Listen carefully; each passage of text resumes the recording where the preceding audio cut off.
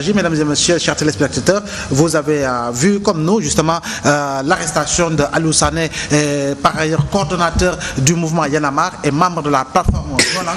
Et toujours avec la complicité de la régie, nous verrons encore d'autres images d'arrestation de membres justement du dit collectif. Mais Charme de Bambagay, quoi qu'on puisse dire, du point de vue de la symbolique, la place de l'indépendance comme la place de la nation au niveau ex-place de l'Obélisque, du point de vue de la symbolique également à son importance.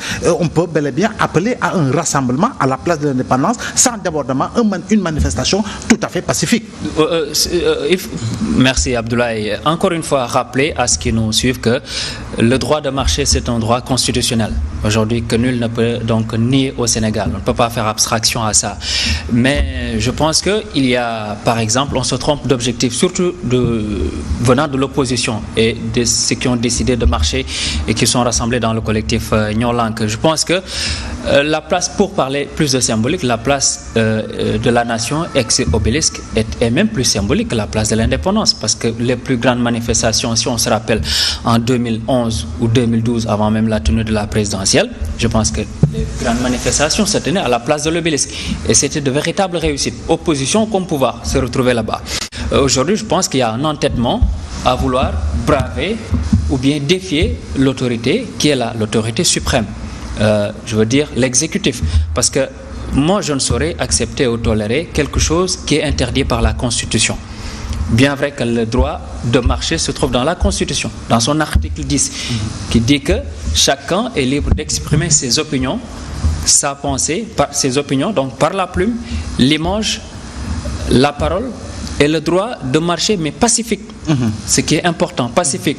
Et pourvu que ces droits ne portent atteinte ni à la considération, ni à la considération d'autrui.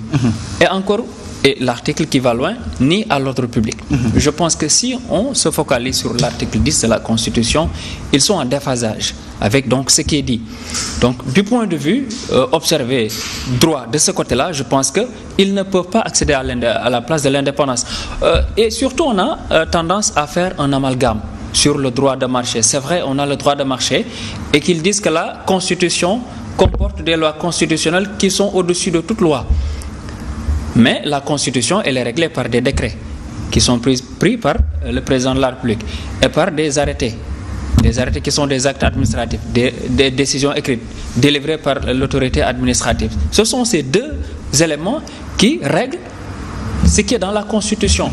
Ils ont le droit de marché, mais avec l'arrêté Ousmane Ngom du 20 juillet 2011 qui réglemente le droit de marché et qui se limite avant le périmètre du centre-ville. Parce que le centre-ville, c'est le cœur du pays, comme le stipule l'arrêté. Donc c'est le cœur du pays, c'est là où se trouve le palais présidentiel, les institutions, l'Assemblée nationale, la primature quand il y avait le Premier ministre, il y a les banques, les assurances, les hôpitaux, l'état-major. Imaginez qu'une marche déborde.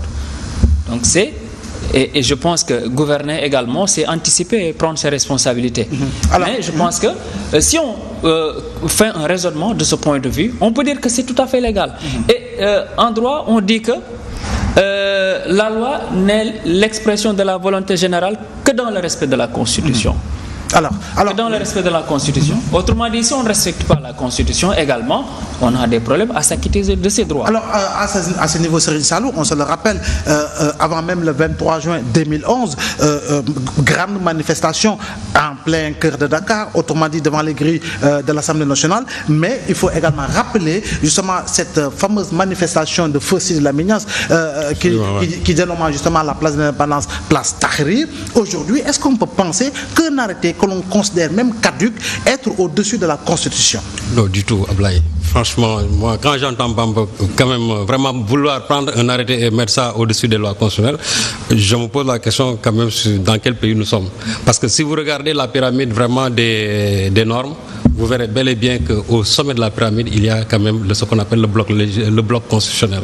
Et l'avant-dernier étage, j'ai dit, de cette pyramide des normes se trouvent et les décrets et les arrêtés. Donc un arrêté ne peut nullement être au-dessus d'une loi constitutionnelle.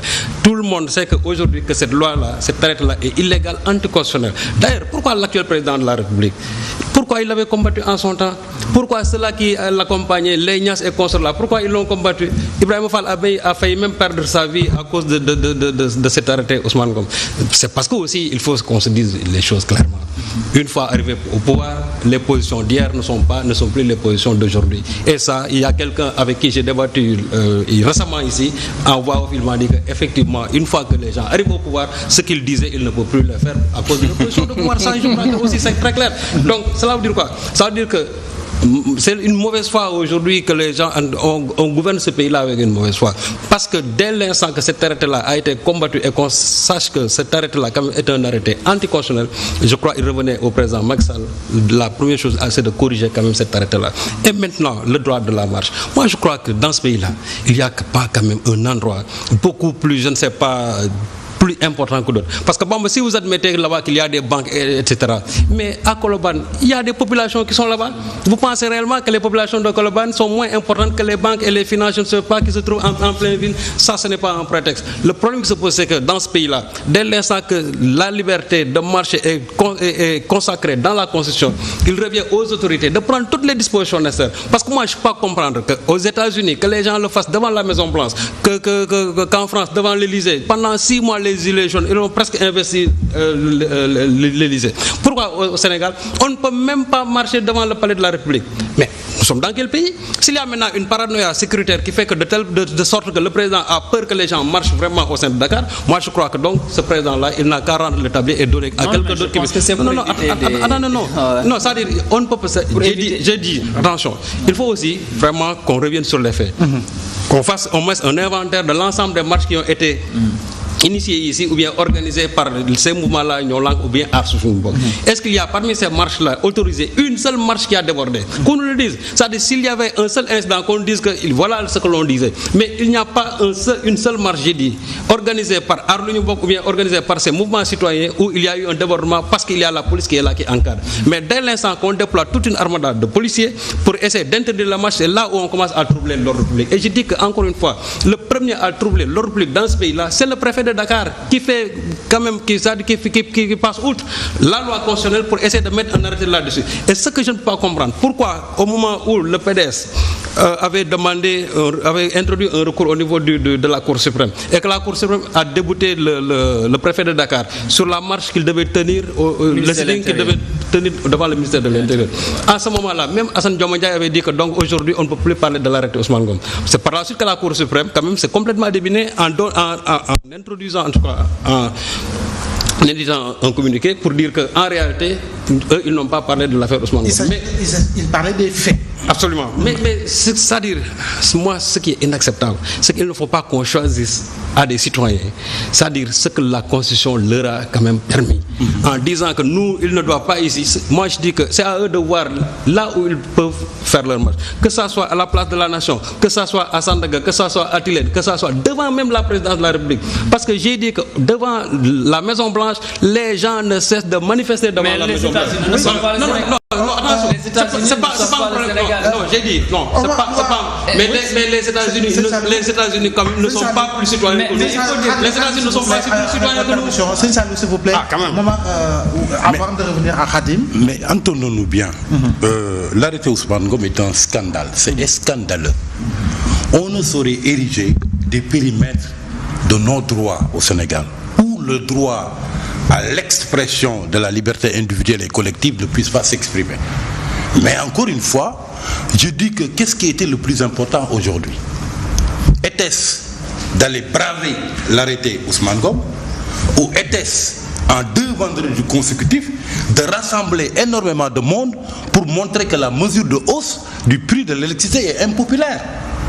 C'est à ce moment-là que je dis que les initiateurs auraient été peut-être beaucoup plus stratèges si vraiment ils n'essayaient pas de faire avec ce fétichisme de la place de la manifestation.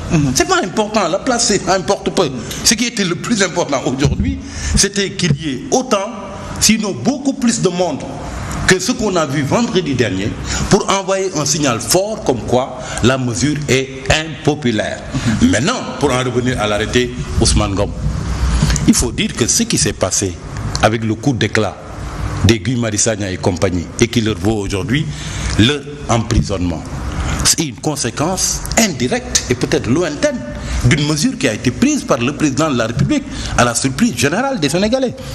Quand au lendemain de sa brillante réélection avec 58%, sans en avoir pipé mot durant toute la campagne, il a supprimé le poste de Premier ministre. Absolument, oui. Et il n'y a plus de faisible. Qui est l'interlocuteur aujourd'hui privilégié de tous les Sénégalais qui contestent? Mais bien évidemment, c'est le président de la République. Quel est l'endroit où il faut aller peut-être pour se faire entendre par le président de la République? C'est le palais de la République. Devenu les nouveaux murs de la... C'est le nouveau mur de lamentation des Sénégalais. Parce que tout simplement, il y a quand même un Premier ministre qui était... Et d'ailleurs, depuis lors, on s'est rendu compte que c'est difficile pour le président de la République de faire face à un certain nombre de situations. En début d'année, qu'ont dit les syndicats d'enseignants? Qu'ils ne pouvaient pas accepter quelqu'un comme Cheikh Kanté qui a un profil politicien pour faire le monitoring, alors que c'est le Premier ministre qui le faisait à l'époque. Aujourd'hui aussi c'est la même chose. Devant une situation comme celle-là, où une mesure impopulaire est prise par le gouvernement, on n'a pas vu un Premier ministre monter au front. Il semblerait même que le président serait noir de colère, parce que tout simplement on n'a pas articulé une très bonne communication autour de ça pour faire digérer la pilule aux Sénégalais.